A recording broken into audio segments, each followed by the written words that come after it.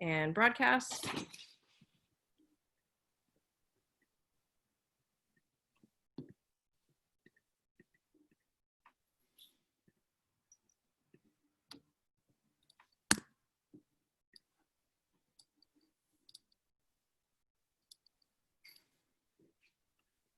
All right, good evening, everyone. Welcome to tonight's live online author event with Greenlight Bookstore. We're excited to host tonight's event with Thomas Hynes presenting his new book, Wild City, A Brief History of New York City in 40 Animals.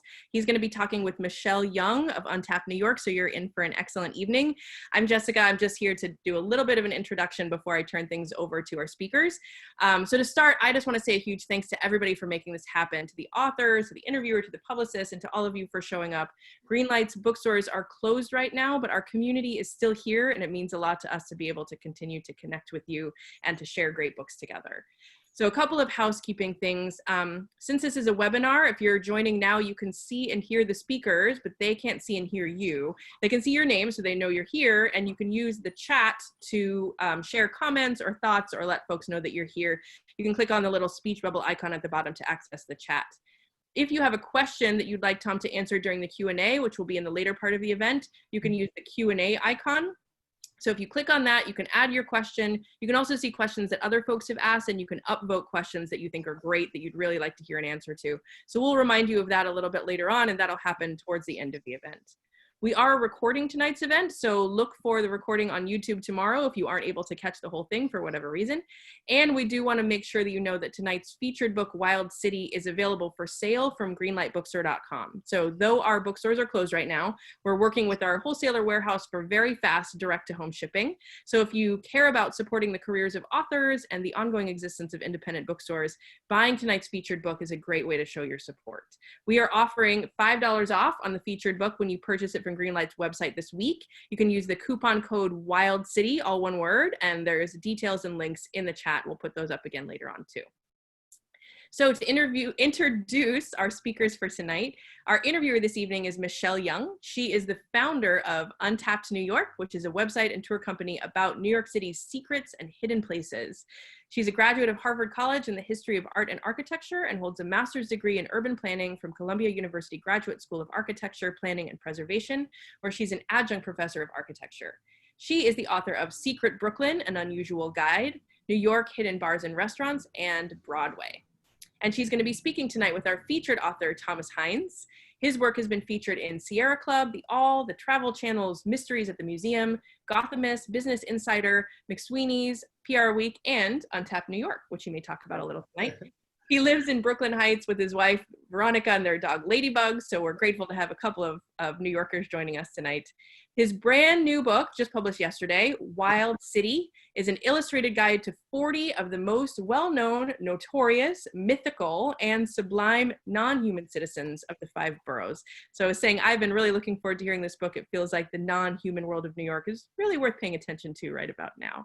So Tom's going to start us off with a reading from the book, and then he'll be talking with Michelle, and then with all of you in the Q&A. So Tom, please take it away. Great. Thank you so much to Greenlight for having me, and thank you so much, Michelle, for joining us. It's so good to see you again. So I'm going to read the introduction to Wild City. Without further ado, let me tell you that I have always loved New York City, but I honestly never really thought too much about its wildlife. I knew there were parks, but I highly doubted there was much nature. Some rats and pigeons, sure, but nothing else. Nothing truly wild. After all, the concrete jungle is barely forgiving enough for human life, so surely this could be no place for the fragile intricacies of the natural world. For me, all that changed one summer afternoon when I was running through Central Park. I turned somewhere in the ramble, and suddenly I was eye to eye with the biggest raccoon I had ever seen in my life. I screamed, "Oh my God," in English, just as surely as it shrieked something similar in raccoon. I was shocked by its sudden presence, but most of all, I just couldn't believe something so wild had grown, survived, and had continued to thrive in the middle of Manhattan. This experience set me off on a mission to uncover all the amazing creatures hidden in plain sight in this seemingly unforgiving city. Along the way, I discovered stories of peril and perseverance, histories both notorious and sublime. The most surprising thing I discovered, however, is the vital role these animals have played in New York's history. Indeed, this city did not grow to such heights in spite of its surrounding nature, but rather rose to become the most famous metropolis in the world because of it.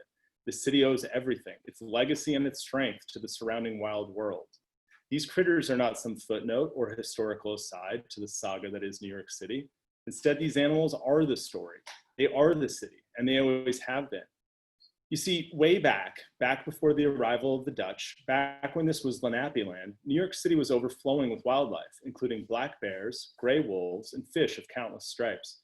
Eric Sanderson, in his book Mannahatta, maps out how this region might have looked 400 years ago, before the arrival of Henry Hudson, and posits that the city comprised then some 50 different ecological neighborhoods, providing a stunning array of habitats and biodiversity.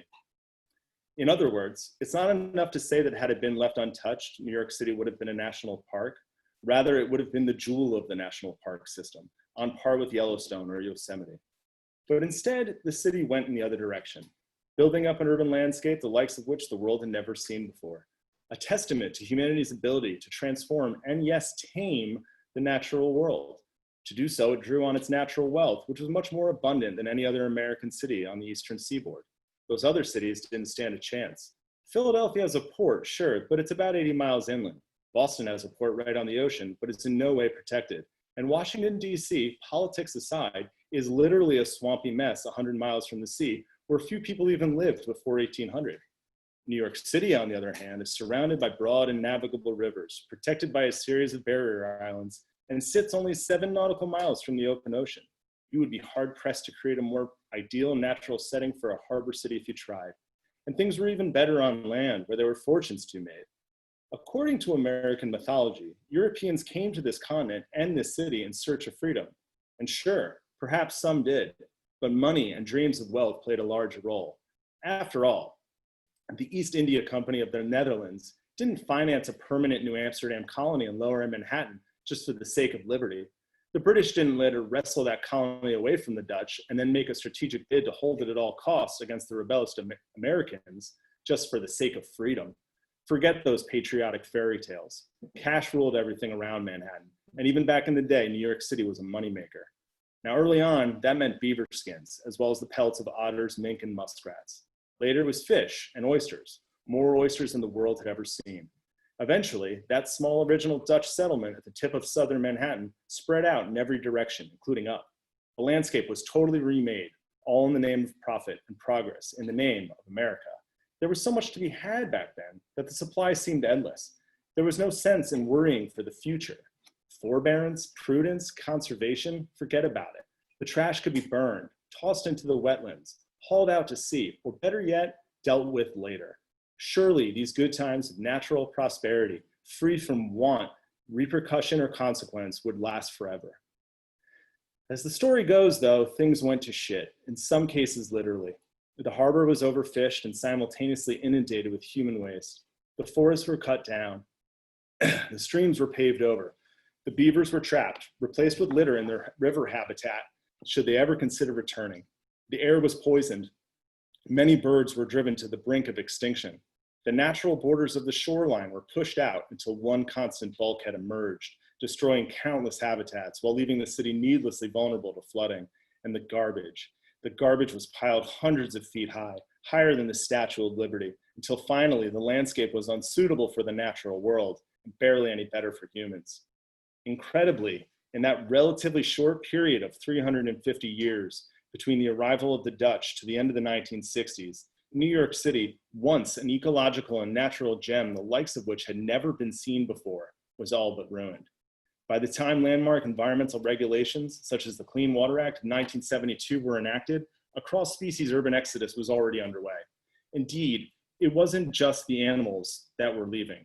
New York City's human population declined in the 1970s for the first and only time in its history, or at least since as long as such records have been kept.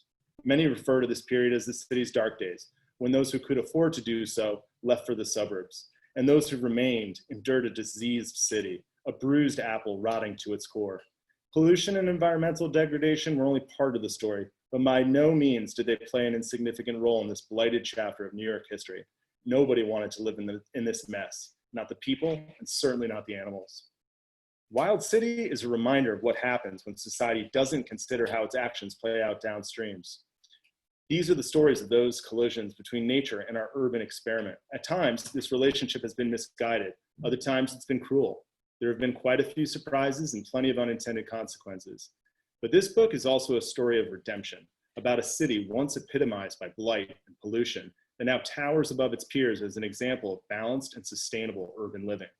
Although it seemed like a long shot just a few decades ago, New York City actually has cleaned up its act, as well as its harbor, its rivers, and its parks. Real ecological amends have been made throughout years of hard-fought environmental crusades by advocates who had the nerve, grit, and vision to make this city a more hospitable place for all living creatures. Slowly, yet steadily, many of the original native species have returned, accompanied by many new species, which are eager to try their hand, or paw, feather, or fin at city living. And here in New York City, of all places, they have found a greener, cleaner, and healthier place to live.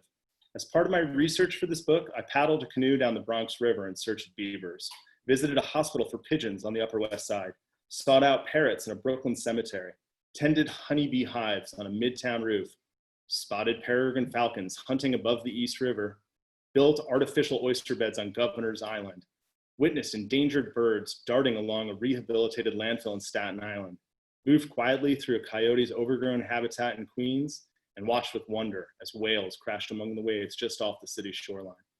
I soon came to realize that the Central Park raccoon I had encountered was no anomaly. It was a real New Yorker, and along with its presumed family and dozens of other critters, made up a crucial part of a wildly different New York City than I never knew existed. And that's the city I hope to share here with you. So think of this book as a guide for curious, nature-starved New Yorkers hoping to spot the magic of urban wildlife, who otherwise must squeeze from tight subway car to tiny apartment, who feel beaten down by the grind of the rat race, who maybe forget from time to time why living in this city is such a thrilling experience. Hopefully these stories of enterprising and wild animals that endeavor to make it here will be a testament to all creatures' ability to thrive in the big city. Though it may be cramped and crowded, life does prevail here in New York City. Thanks. That's all.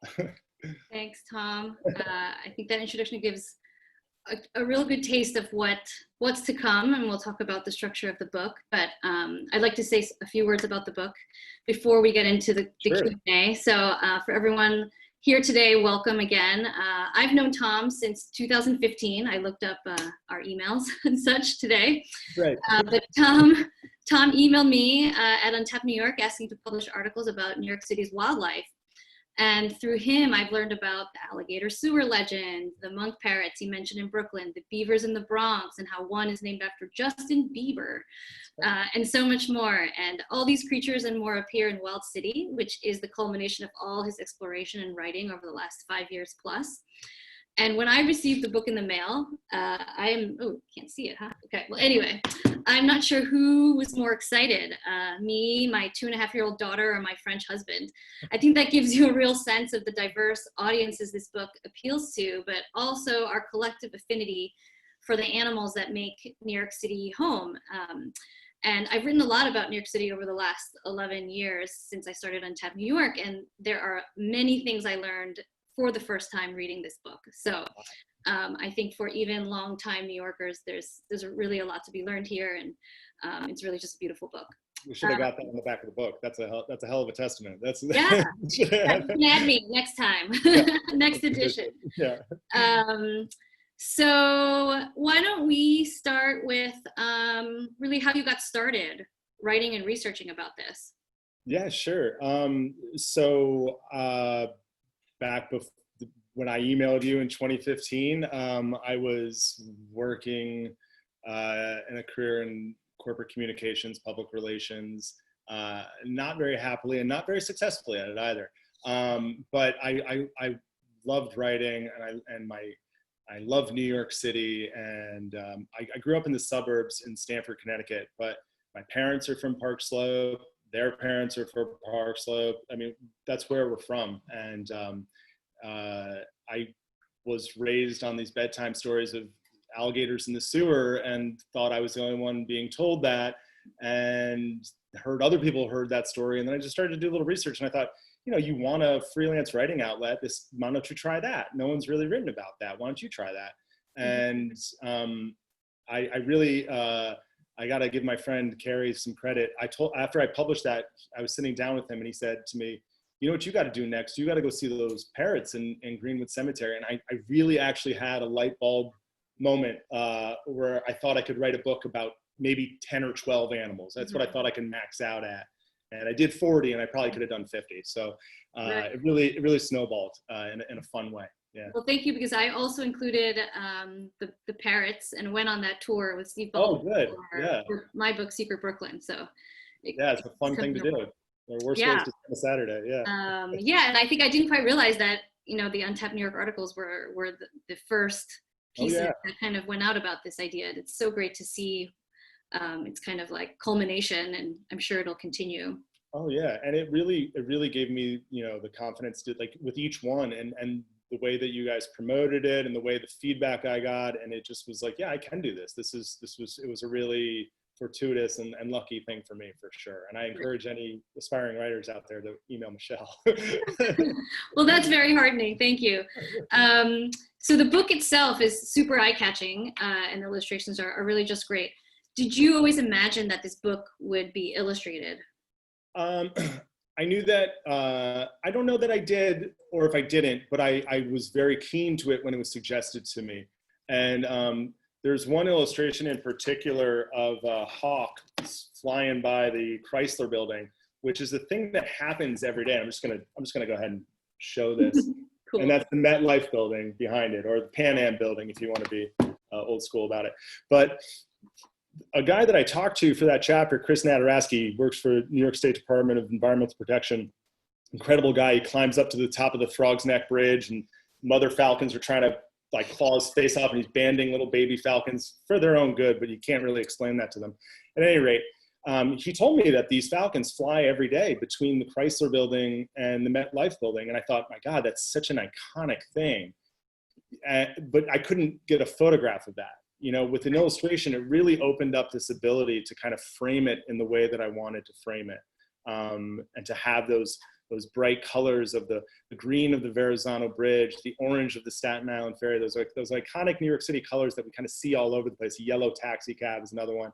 And if it's not clear, I'm so thrilled by the illustrator we worked with, Kath Nash. She was such a pro, and just such a great partner in this, and I could spend a whole hour talking about how lucky I was to work with her. And she really brought life to this book in a real way. So yeah, and then we had talked about a little bit about the process of working with her. Yeah. So in some cases you said you had a photograph that you took or had in mind, and in other cases you had no idea, right? Right. So I mean, no one's thought more about this project than me. I've like every night before I go to sleep, I wake up, every time I'm running, everything.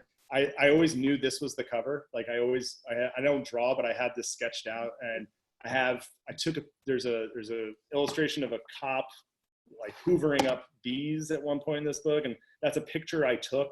And I would just say to Kath, I would say, just illustrate this, or the tiger with the cop coming down the side of the building. So for about half of them, I was like, you can suggest an illustration here, but I'm pretty sure this is what it should be.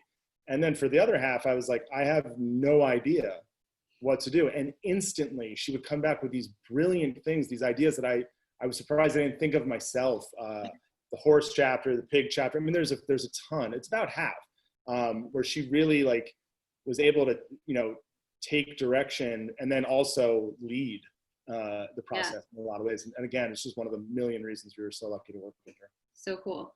So with the diverse audiences that this does appeal to, what would you say for you personally is the goal of or the message of the book that you want to have come across? Yeah, that's a great question. So there's a few. I think the main thing I'd like to get across is, you hear about New York City wildlife and you're like, oh, no way. But it is this real phenomena, and it's an important thing to protect. Not to get too in the weeds here, but it's better for the environment when people live in cities, right? We use mass transportation, we share the same heating pipes, we use cars less. It's better, it's a lower carbon footprint. And it is a real ecosystem. And if we can learn to protect it and coexist with these animals, look at the beavers that were gone for 200 years from New York City. And then they spent 30 years cleaning the Bronx River. And then suddenly the beavers show up. I'm not answering your question, but the point is to take care of New York City's environment in a shorter, more succinct way, is to care for the environment. And you shared this great picture of your daughter Charlotte looking through the book. Now, this is not necessarily geared for children, but I hope children do love this book, because there's a demonstrated phenomena, I guess, where people who advocate for the environment as an adult, who vote with the environment as the adult, who donate as an adult for these causes, almost 100 times out of 100 can trace their love back to a childhood experience with wildlife.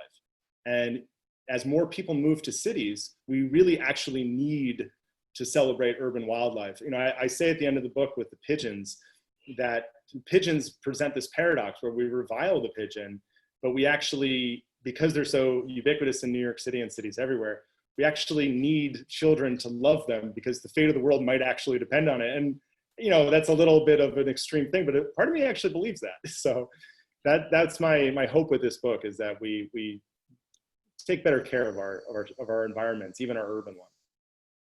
That indicates to me that I have probably a strange affinity for certain animals, which I went on a pigeon tour, thought that was fascinating. I love rats.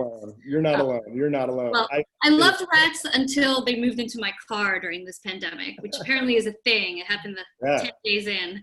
I went to I go to these crazy talks, and sometimes they're great. They're paneled by you. They're hosted by you. But I went to a rat panel one time at Broken Historical Society, and it was great. They had a rat expert, but they also had a mechanic, and he was like, "Oh yeah, rat job. We get 3 of those a week." And I guess they are drawn to the heat of the engine in cold weather.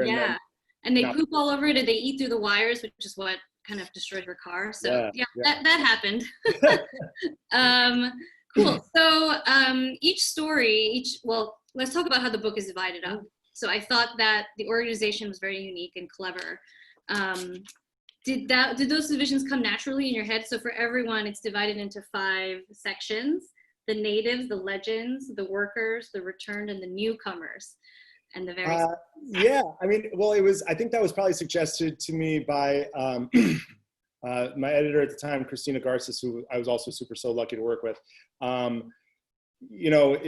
It was sort of a moving target, the organization of the book, but when it coalesced around that, I always knew, the last section, the newcomers, I would always refer to it as the immigrants, is that New York City is this city of immigrants, and the monk parrots that we were talking about, they, to me, really mimic this immigrant experience where people hated them at first and were trying to get rid of them, and were saying they were too loud and they shouldn't be here, they don't belong here. I mean, it really echoed this terrible anti-immigrant rhetoric that we hear, but about these funny birds.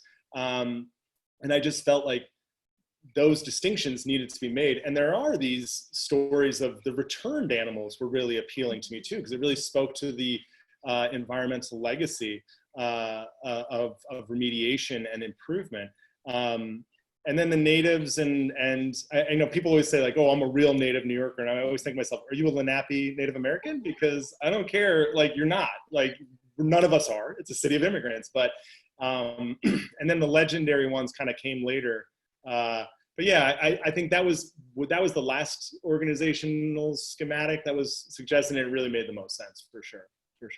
Yeah, so for everyone listening, we will talk about Pizza Rat. I think that's the question that came up on Twitter about this event. So each animal or each story has a connection to the built environment, and that makes sense since we're talking about urban wildlife. So just to give everyone some examples, the black-crowned night herons at North Brother Island living in the abandoned tuberculosis hospital, the geese with Captain Sully and the Miracle on the Hudson, grasshopper sparrows coming back to Fresh Kills Park, the former landfill on Staten Island. Were there any instances where the relationship between the two, the built environment and the animals surprised you? For me, it was learning about the nighttime sting operations to give vasectomies to deer on Staten Island. I had never heard of that. That's the funniest story, right? I mean, that's just to tag along what you're saying there. So there are too many deer in Staten Island, which is an interesting statement, because who are we to say how many deer there are? And also, we're responsible for there being quote unquote too many deer, because we don't want to live near the natural solution for that, which is bears and wolves and mountain lions. And then we also build all these beautiful golf courses and parks, especially in Staten Island, which is, one thing I hope this book accomplishes, by the way, is celebrating Staten Island, the underrated, overlooked borough. But they have too many deer. And, I think we like wildlife in the abstract, but we don't like it when it's charging across an expressway, like deer do. So they can't really do a hunt, they can't really have that. Just even in rural Staten Island, it's just still too dense to logistically pull that off. And from the people I talk to, I don't think Staten Islanders want. I think they've come to identify with deer. Now, obviously, they're not, all thinking alike there, but what they've come up with is this interesting management plan that's never been done anywhere else, where they tranquilize deer, sometimes from the seat of a car, like a drive-by tranking, and then and they're always male deer, and they give the poor guy a vasectomy right there. They put a tag on his ear so they know not to do it again, and then they give him an upper to send him on his way. And so Staten Island is like, what is this? What are you doing? They hated it. They got the price tag and they really hated it because the deer weren't going away. It's not a front-loaded solution. It's like it's a long-term solution. But just today, one of my contacts from the book, the head of the New York City Wildlife Department, Richard Simon, who's a great guy, who's quoted in like 5 chapters. He announced that the deer population is down 25%. Like, it's working, but it was always meant to work over the course of years. It takes time. Yeah, exactly. Yeah. So yeah, it's definitely one of those unintended consequences for sure. Are there other kind of favorite, very surprising things on your end when you were writing this? Yeah, I think my favorite is the return of whales. I just have always loved whales and had never seen one in my life. And my wife and I were married in 2015, and we went on this incredible honeymoon, and we were in South Africa, and there's a town in South Africa that's the most reliable place in the world to see a whale from land. And then we were also able to like kayak out there, and I saw a whale for the first time in my life, and I was 35 years old. I was so thrilled. And I got back to New York, and like whales were swimming in the Hudson River, and it was like, oh my God, they're here too. And I hate to admit that the movie Free Willy probably came out when I was a little kid, and I was like, well, I'll never see a whale in New York City. Like, I got to go out to wherever the hell this is filmed. And being able to go out with Gotham Whale, Paul Susuerda, former curator of the New York City Aquarium, another great source for the book. And it's astonishing how reliable it is, that you can really go out on these tours and you will see a whale. They probably can't guarantee that, but I saw a whale and I couldn't believe it. I went last year as well. I'm pretty sure it was the same group that it is amazing. I just thought maybe we'd see 1 or 2, but like the whole 2 hours or 3 hours that ride was just everywhere. Amazing. And we saw dolphins, sharks, and seals too. It's really, and that's the thing, like the more I learned, like I was saying earlier, like I thought I might be able to get to like 10 or 12 chapters when I had that light bulb moment. And, you learn about whales and then like, well, but the whales, they got the seals, and the seals, you got to talk about the sharks, and then like everything kind of leads, it's an ecosystem really, right? So, I feel that way about New York City in general. I think when I started Untapped New York, sometimes people would ask me, are you going to run out of things to write about? And 11 years on, there's so many things on my list still. So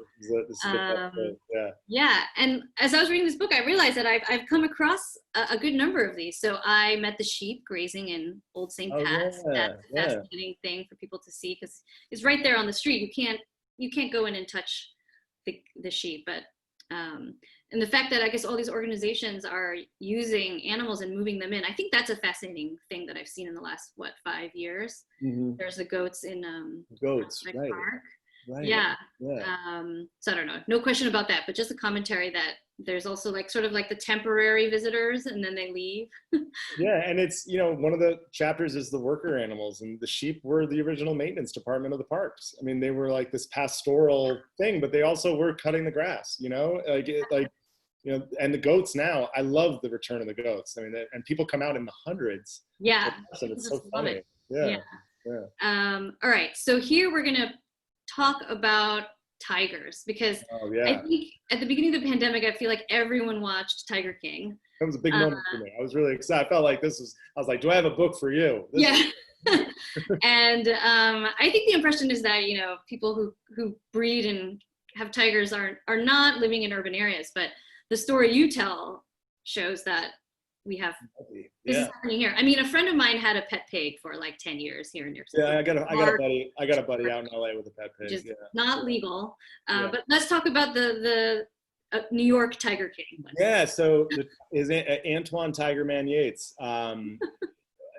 First of all, like really, I mean, look, we can talk about what he did and the thinking behind that. Nice guy though, really nice guy. Found him on Facebook, replied right away, and gave me an interview, which was amazing. Okay. The headline of that is that Antoine kept a 400-pound tiger in a 5-bedroom housing projects apartment for 3 years, which is not recommended. Like that's not a good thing to do.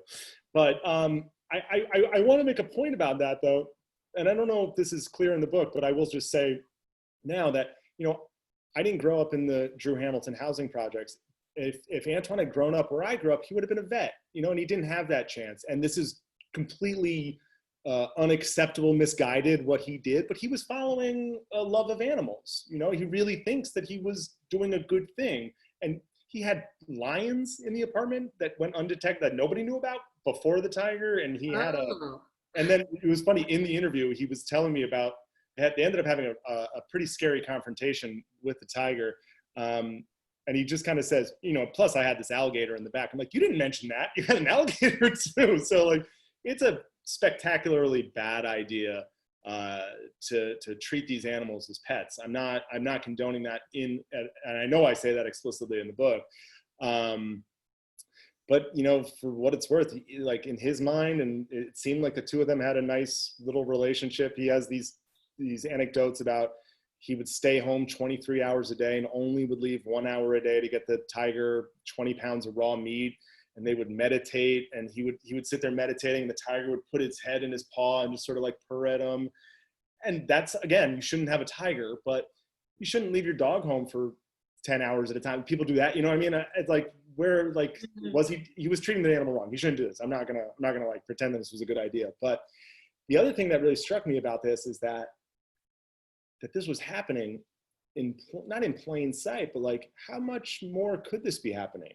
New York has all of these rooms and all of these huge spaces throughout the city. Like, does my neighbor have a tiger? Like, does your neighbor have a tiger? Like, I don't know. Like, I don't think so. But like, how could you ever do an audit on that? How could you ever know? And the photograph of when the NYPD eventually did get involved, they rappelled that Officer Martin Duffy, rappels down the side of the 5th floor, and the tiger stands up and is like, and that's one of those illustrations where I was like, Kath, this is what we're doing. Like, there's no better, and he's got the NYPD. I'm like, this is the urban wild collision. This is it. So don't overthink this one. This is what we're gonna go with, and that's what she did. I also love that when he did get caught, he actually like fled, right, in New York City. Well, he also said he said he got bit by a pit bull, which I have a pit mix myself, and they're wonderful dogs, which I also hope is a takeaway from the book. But he went in and was like, oh, a pit bull bit me, and they look at the circumference of the bite. It's like, no, you didn't. And then they went to his house, and he's out of state. What do you do? It is very Tiger King-ish. Yeah. I'm not, just for the record, I do not condone any exotic pets like that in New York or anywhere. I don't condone that. Yeah. So a big narrative of your book, and also when I was on the whale watching tour, is about the return of wildlife thanks to different environmental regulations like the Clean Water Act, the Marine Mammal Act. There's been a lot of talk about rolling these back at the federal level. So I was wondering, how concerned are you about it? And are there protections at the state and local level that could counterbalance any changes that are coming? Well, first, I'm very concerned about it. And I hope that this, that's one of the things I hope this book gets across, is that I hope it's clear that New York City, and to a large extent the United States, hit a real low point at the end of the 60s. And we didn't do the EPA because it sounded nice. We needed to do the EPA. We needed the Clean Water Act, Marine Mammal Protection Act. And it's not an accident that these animals came back. And it's not an accident that, the water is the cleanest it's been in 100 years, X, Y, and Z. As far as state protections, I think that's great, but New Jersey is just 2 miles away, Connecticut's 10 miles away, Pennsylvania, you know, like if they don't, we got to kind of all be in this together. Like, you know, like acid rain doesn't protect a state boundary, or I don't know, acid rain, but you know what I mean? Like it doesn't respect that. So we really need to really be concerned about that. And I think that it's important to note that it's not a decision between what's good for business and what's good for the environment, because I think what's good for the environment is good for business. And I think when you look at the damage that's done to cities after a hurricane comes in, if you look at the cost of asthma rates in our poor communities and the costs that are really built in there, and even extending to what Michael Bloomberg used to say, you know, I mean, I'm really paraphrasing this here, but in his book, Climate of Hope, it's like, you don't bring the companies, you bring the talent, and the talent brings the companies, and you get the talent by having a livable place.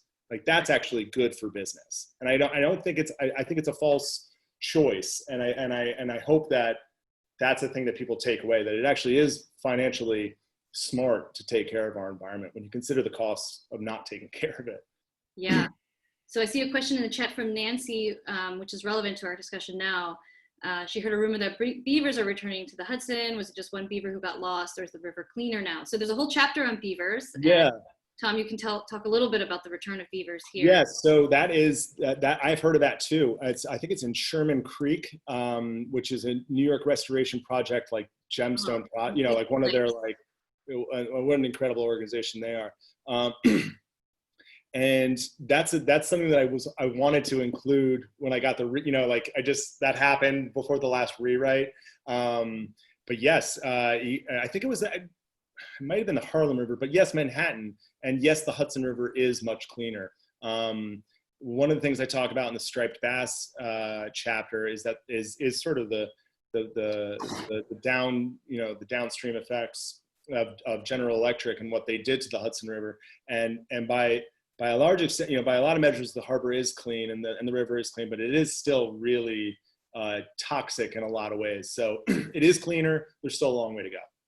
Yes, sure. I remember that you're talking about. I was thinking, like, how soon are we going to eat the oysters? But your book kind of confirmed that we are not going to be eating these oysters. I asked Billy and Oyster Project that same question. They're like, no, dude, no. Like, don't, like, oysters are great. Like, don't get too ahead of yourself. Like, you know, like, we'll, you know. Right. So to continue on the environmental discussion, a lot of the entries in the book deal with the landfill that's been added around New York City. So yeah. I assume most people here might be New Yorkers, or many of you. So probably you all know that, you know, Manhattan has been filled out in lots of parts of Brooklyn, and sand and rubble from the subway have been moved all around the 5 boroughs and outside of it. One of the interesting observations that you made was that the sheer volume of trash that was put in Freshkills actually helped turn it into a park. Like if there had been less trash, it would have just been like kind of dealt with and turned into a strip mall or something, you said, right? Or whatever. I've spent so much time thinking about Freshkills. I think Freshkills is like one of the best stories in New York City. I mean, talk about like a hellish, well, go back far enough. Pre-Dutch days, this is like a life-giving, teeming with biodiversity, tidal marsh, like, but to Robert Moses and land developers, it's worthless. It's worthless. And so he's got a 2-part problem. He needs land, and he needs to do something with the trash. And trash is something New York City has always grappled with. And we're grappling with it now. We just suspended our organic recycling pickup, and hopefully we can reinstate that. Anyway, so here's the solution, 2 birds with 1 stone. We'll take the trash, we'll put it in this useless tidal marshland. And the plan for Freshkills was to put trash in it for 3 years, and it exceeded that by 50.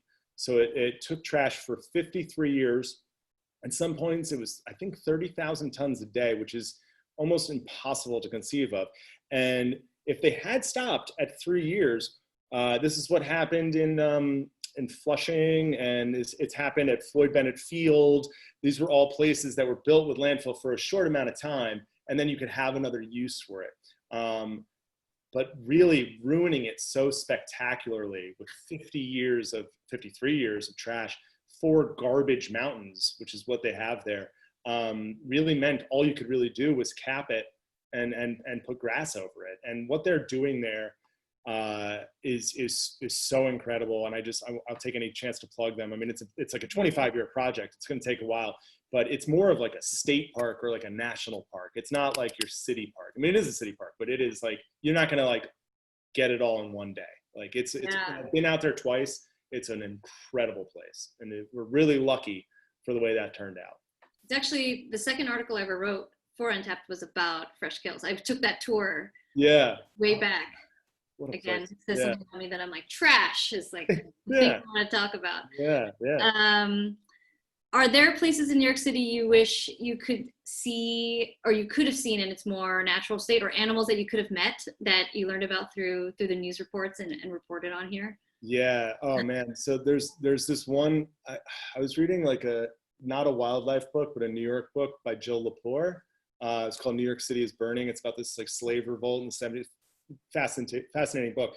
But like as a one sentence throwaway, she talks about how there was a panther spotted in Manhattan in the 1700s, and I couldn't find anything more on that. And I really wanted to look into that. Another thing I would have loved to have seen, the Minetta Brook, any of the waterways, you know, the Gowanus Canal when it was the Gowanus Creek, you know, any of these places. I would have loved to have seen it. I really would have. And you know, one of the books that was really formative for me in writing this was Mannahatta by Eric Sanderson. And I, you know, the images of what New York City looked like 350, 400 years ago, you'd love to just get a glimpse of it, really. So. Yeah, and I guess here we can plug the Yonkers daylighting. We were just talking about that, and I just brought my daughter there last week. When you did that post, I was like, I knew Michelle was the right person for this. Like daylighting, for everybody who's listening, daylighting is the process of re-establishing a waterway above ground that had been diverted into a stream. It's great for the urban environment. It provides new parkland, and it also really helps our wastewater management system.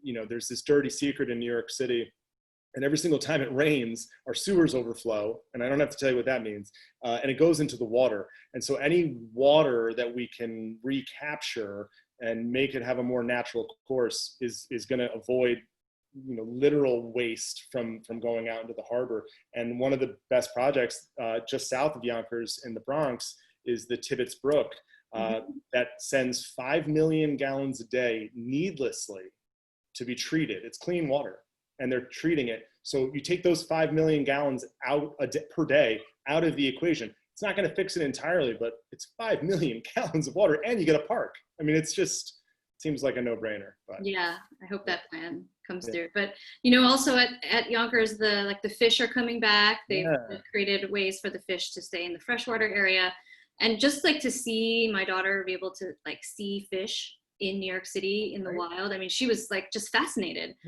And some woman came by and said, "Oh, there's a turtle down there." And I was like, "Oh, you mean the mosaic turtle?" She's like, "No, the real turtle," because they have these like mosaics of all these animals that are from nearby.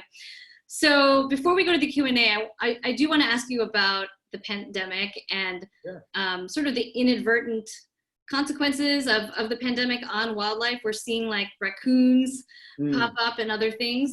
What kind of just general observations have you noticed during that time? Well, I mean, I think like everybody, it's funny because I think about this very technically, and the pandemic happened right as migration started. So everyone's like, "Oh my God, there are birds." And I was sort of the mind thinking, well, there are always birds right now. And I think maybe we're just noticing them more, which is great in its own right. But then there were some satellite data, I think, that said that the air was 25% clear. And anecdotally, I definitely see that. I live in Brooklyn Heights, and we walk to the promenade every day with our dog, and you can really see New Jersey with more detail. You can see Midtown with more detail. Wow. You know, so I think there's a lot of really good opportunities. The other thing I'm really excited about is street closures. One of the end of the book, I make this case for 5 future park projects, one in each borough. And the one in Manhattan that I'm pushing for is called the Broadway Green Line, which would transform Broadway to a park. And it sounds crazy, but half of that route, if not more, I'm gonna have to check, is already now, because of the pandemic, closed to traffic. You know, we're already inadvertently laying the foundation for that. And I will just say, and I say this in the book, that it's never been a bad idea to build a park. You know, you may bring up this proposal and someone might say to you, "Well, we can't afford it." But it's always important to remember, it's never been a bad idea to build a park. No one's ever built a park and be like, "You know what? We shouldn't have done this. I hate this park. Should have been a parking lot." Get that parking lot bad. I had this tree. What are we doing? So I hope that gives us an opportunity to do that. But the things that I'm bummed about is that, you know, one real casualty of the pandemic for the environment, of course, is the suspension of organic recycling, which was a struggling program in New York City, to be sure. But even in its struggling results, we were only at about 5 or 10% of our capacity of what we could have recycled. That's 50,000 tons of garbage that was being recycled that now has to be put in a truck with gas and put to as far away as South Carolina, where then it's going to sit and emit methane. Whereas we could have captured that energy, we could have captured that fertilizer, we could have kept it local.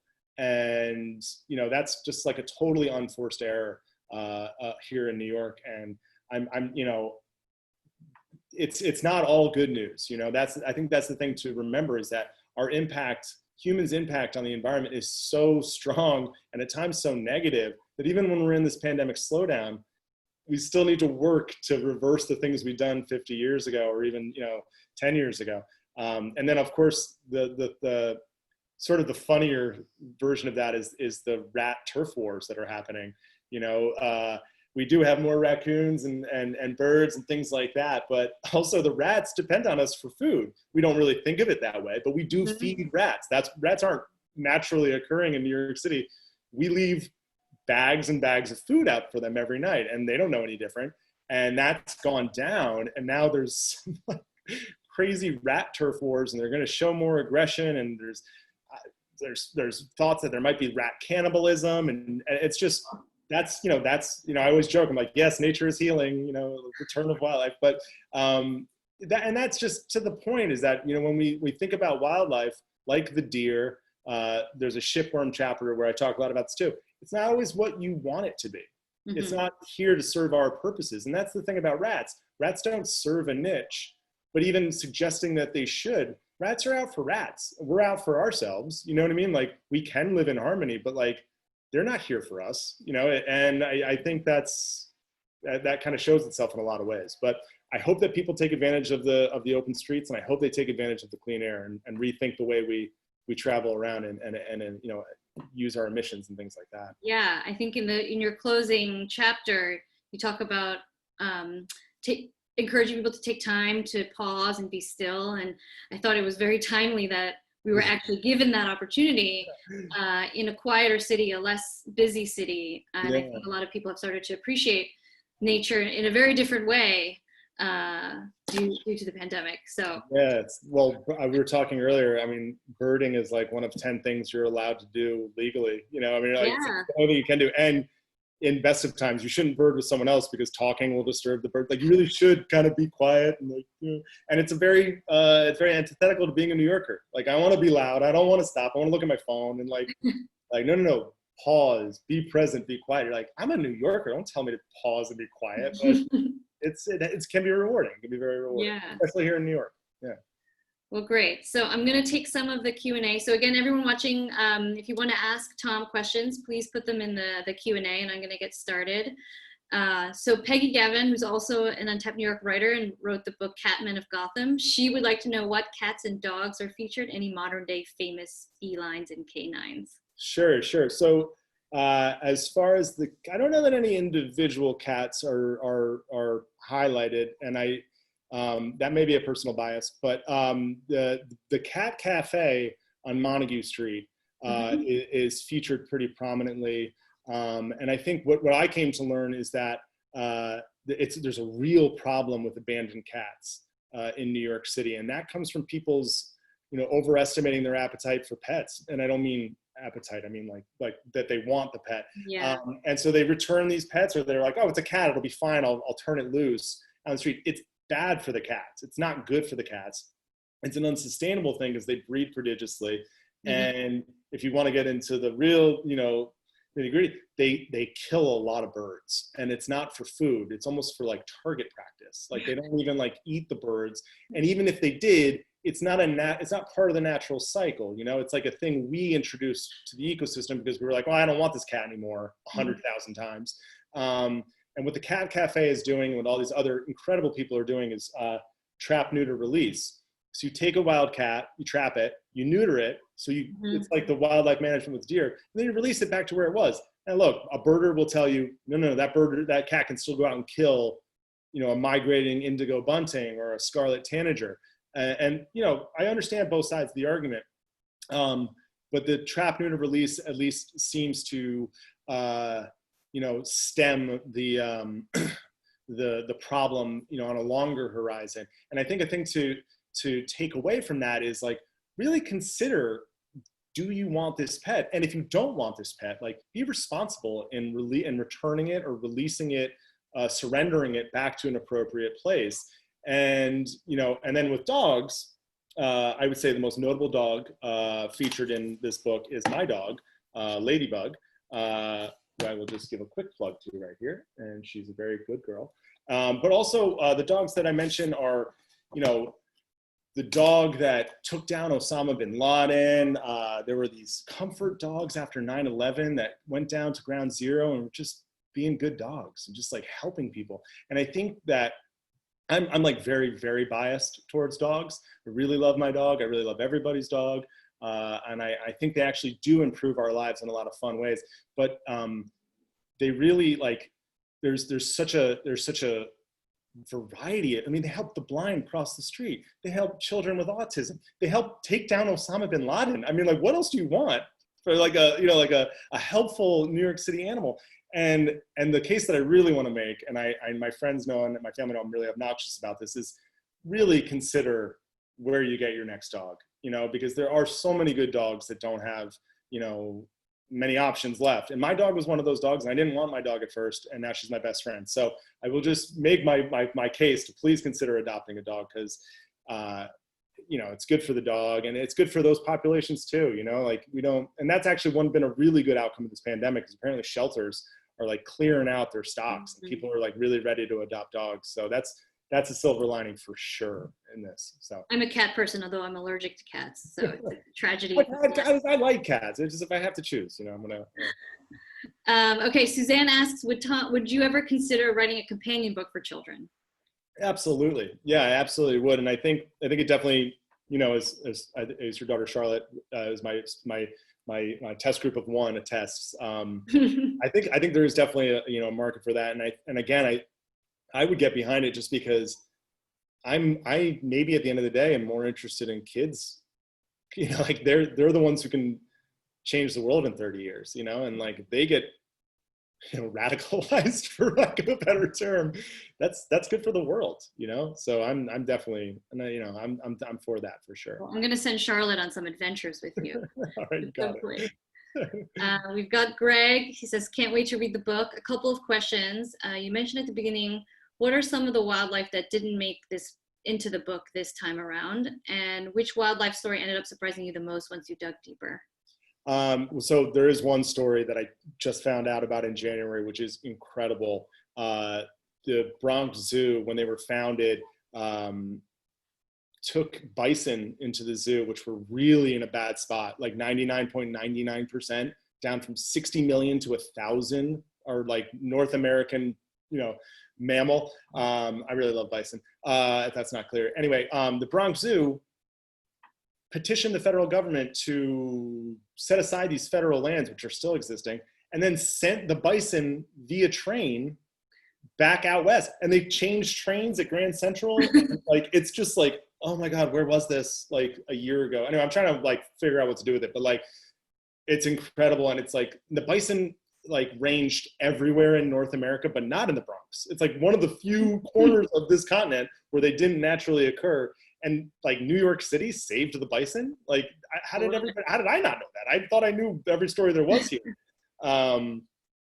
Yeah, and I think that the one of the stories that really fascinated me the most is the story of the mosquitoes. And just I had no idea, like, talk about pandemics and epidemics, some of these yellow fever outbreaks in the 1700s and 1800s, the city was brought to its knees. I mean, 1% of the population, which would be, and sadly we're like getting closer and closer to that, but, wiped out in a year. And And, Bay Ridge used to be called Yellow Hook, but they changed the name because they didn't want to be associated with yellow fever. And the quarantine hospital in Staten Island, and this like terrible anti-immigrant, a display where they burned the hospital down with sick patients in there. Well, they got the patients out, but still, like, and that's why they built the island out in the harbor where the seals live. I mean, it's just the mosquitoes really have done a number on human beings in general. There's by some estimates, they've killed half the people that have ever lived. I mean, they like swayed the American Revolution. They killed Alexander the Great. I mean, there's a fantastic book by Tim Weingart called The Mosquito, which I really highly recommend. Obviously, I'm pretty jazzed about it, but. Great. Natalia asks, can you tell us more about indigenous animals? Also anything about insect life that might surprise you? Yeah, I mean, as far as indigenous animals, I think that, one of the things that I think was most surprising is birds in New York City. And I, for centuries and continuing, there are so many birds in New York City naturally, that live here all the time because this is such a great ecosystem. We talked about that earlier, about this being like a national park level. But we're also right in the middle of one of 4 migratory superhighways. They call it the Atlantic Flyway. And I just don't think that anyone, I mean, I didn't know that this is one of the best places in the world to see native indigenous birds. And that's, that gets us back into this whole discussion of cats, and even the mandarin duck that showed up in Central Park 3 years ago. Everyone's like, well, it's not native. Like, we got plenty of like great native birds here, which is its own thing. But I had no idea about the indigenous birds here. As far as insects, I don't really like insects. I don't know.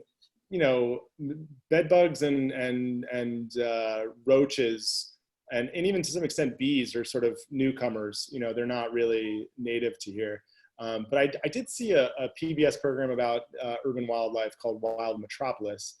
And they had a thing about ants in New York City, which it had never occurred to me, but like, yeah, it's probably a great town to be an ant. For the same reason it's a great town to be a rat. Like, there's just, it's like that scene in Charlotte's Web, the smorgasbord, or Templeton, like that's hits every night in New York City, so it's probably, I bet there's a lot happening that we're not aware of, and again, it just speaks to this idea that I thought I could get to 10 animals. I could probably do 100. There's the more you learn, the more you discover.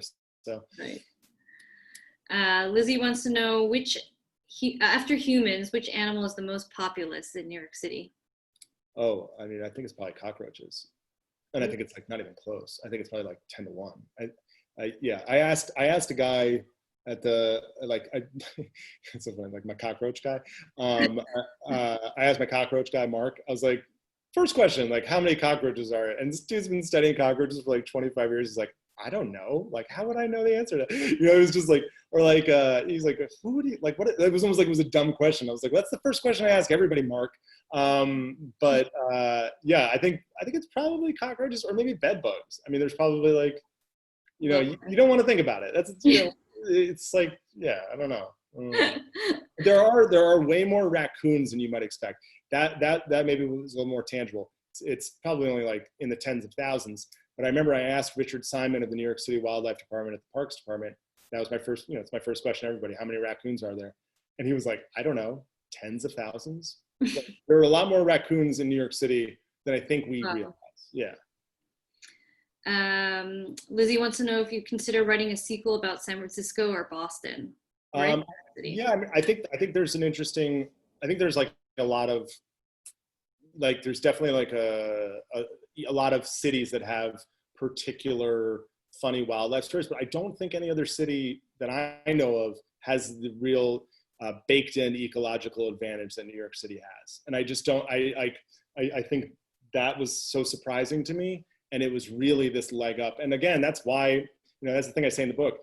It's not a thing that happened in parallel. It's why New York City is the big city. It's because they had more oysters, they had better rivers, they had more birds, they had more beaver. Like, it's, I don't know. The San Francisco has an interesting parrot thing going on and an interesting seal, and they got their own herd of buffalo actually. So there's some cool things out there for sure. And my sister-in-law lives in Hong Kong, and they have like wild boar that walk through. Oh, Hong Kong's ecological story is interesting. I think more than half is actually like a not a forest, but it's like preserved.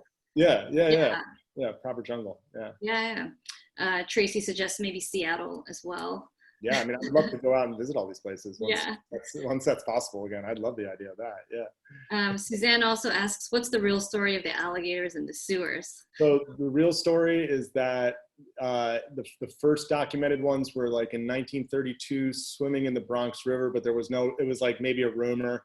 And then there was an honest to God report in the New York Times in 1935 about a 7-foot alligator found in Harlem.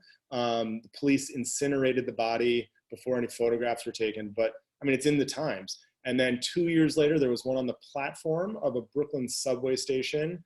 There was a book in 1959 that heavily quotes the superintendent of sewers named Teddy May. The book was by Robert Daly. It's called The World Beneath the Streets. And by his account, and he was like the sewer expert. The thing about this guy is apparently Ulysses Grant's daughter flushed a diamond ring down a toilet by accident, and he found it. He's like, I know exactly. He's like, show me the toilet. I know where to get it. And so, like this guy like knew the toilets, right, or the sewers. And he said that he could show you sewer alligators for days. But the guy I talked to, who was sort of Steve Irwin adjacent, said that it's definitely possible for an alligator to exist down there. But the trouble is, and the rumor is that like they get flushed down the toilet. They were bought as pets and they were sold as pets, actually. They were advertised that you could buy an alligator in the mail. The former borough historian of Manhattan, Mike Mosquitos, was telling me about this. And my parents told me about this growing up. And the rumor is, or the legend is, they get too big, living in the bathtub, and so it's like, flush this down the toilet, and that's how they ended up there. So that's like sort of a rumor. But the guy I talked to for the book, he was like, yeah, they can live down there, but like, how would they find a mate? How would they incubate an egg? How would they find reliable food? Which is totally valid. But then I would sort of press back against that a little bit, saying that, this is a species that has remained unchanged for tens of millions of years, right? Like alligators are like one of those legacy creatures. They were around with the dinosaurs. They lasted through an ice age. Who are we to say that they're not adaptable to sewer? Like we don't know. And then I'll say finally that I think in 2010, as recently as 2010, an alligator popped out of the sewer in Queens. So, the alligator's not going to tell you how it got there, but, it's this thing that it takes shape of a myth and it becomes this legend, but it takes a legend because it really happened, it like is baked in some kind of reality for sure. Great, and I'm going to take Greg's question as the last question. But before I do that, Tara mentions that her building is continuing composting through a private company. So that's pretty cool. I'll be right over with my coffee grinds and banana peels. I'm dying to recycle this. I can't stand it. So Greg asks, the Wildlife Protection Agency spoke with, did they give you a sense of how they wound up doing that in a place like New York City? It doesn't seem like a top choice for wildlife like in Yosemite or Grand Canyon. Well, I think that I think he's talking about the New York City Wildlife Department. The way that was baked out is that these coyotes and deer and turkeys are apparent. That's another animal I would have included. Apparently, turkeys are like harassing the hell out of people in Staten Island. I just think it's funny. Anyway, I remember that. Yeah, they're like mean little animals too. That these things, the Parks Department we're getting these calls, and like we have a coyote in Van Cortlandt Park. We got this, that, and the other thing, and Parks Department's truly admirable prerogative is like, well, let's let that continue. We don't want to get rid of the coyotes. The coyotes can provide a real benefit to the city and extending the urban forest, working as an apex predator. Like it's about as big of an apex predator as we can manage in New York City. So they really are doing a tremendous benefit. And so the Wildlife Department really came out of the Parks Department as a need. They really needed to do something because the animals kind of forced their hand in a way that hadn't existed, just 10 years earlier. So. Great. Tracy comments, there's a lot of wildlife in Queens. Sure is. So yeah, I mean, we've gone a little bit over time, but this was super fascinating. Hope everyone enjoyed it. And please buy the book. I just wanted to come back on really quick to say, yes, buy the book, Wild City. It's such a beautiful book. We're so happy to be able to help Thank give it a you very platform much. out there in the world. We link to the buy page in the chat here, and we do have that coupon that's good through next week. So if you use Wild City, you can get $5 off. So thanks so much, Tom, for writing the book, obviously. Thank you, Michelle, for being here to talk about it. This was a great thing. Thank you, Michelle. Thank you, everybody. Yeah. It's so great to be here. Thank you so much. Have a great night, everyone. All right, everybody. Take care. Bye. Good night. Bye-bye.